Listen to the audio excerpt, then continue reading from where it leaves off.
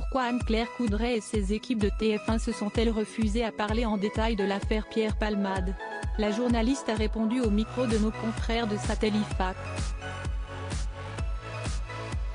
Le 10 février dernier, Pierre Palmade causait un dramatique accident près de sa maison secondaire, vers Villiers-en-Bière, en Seine-et-Marne, à proximité de Damary-les-Lys. Positif à la cocaïne, et autres drogues de substitution, au moment des faits comme le prouvait l'enquête, l'humoriste s'était encastré dans une voiture arrivant en face, avec à son bord 3 personnes grièvement blessées. Une future mère enceinte de 7 mois qui a perdu son bébé, le conducteur et son fils, 2 rimes âgés de 6 ans, se trouvaient dans la voiture impliquée, avant d'être héliportés vers les hôpitaux les plus proches.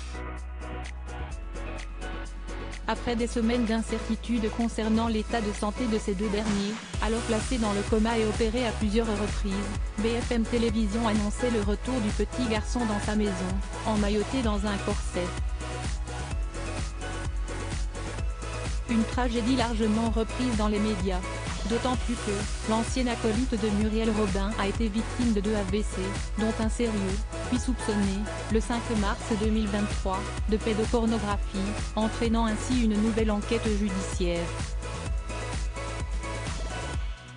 On prend notre temps. Si toutes les chaînes d'information ont suivi de près cette affaire aux multiples rebondissements, TF1 a fait le choix de ne pas évoquer, avec rapidité, le sujet lié aux images pédopornographie.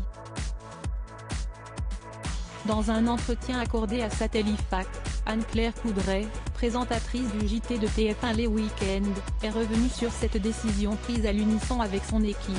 On a un fonctionnement très différent d'une chaîne info. On prend notre temps face à l'accélération de l'actu. Quand le procureur a ouvert une enquête pour soupçon de pédocriminalité, nous avons décidé de ne pas l'évoquer à l'antenne et d'attendre quelques jours, commence-t-elle par expliquer. Et pour cause, cette action judiciaire n'avait été déclenchée que sur la foi d'une seule dénonciation, cela nous paraissait trop ténu. La journaliste de 46 ans a donc préféré avoir plus de preuves et elle rappelle, d'ailleurs, les enquêteurs n'ont à ce stade rien trouvé.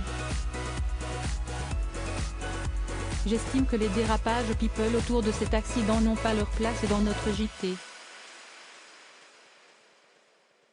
Celui qui a échappé, jusqu'à maintenant, à la détention provisoire continue donc de faire parler de lui, que ce soit à la télé ou en interne.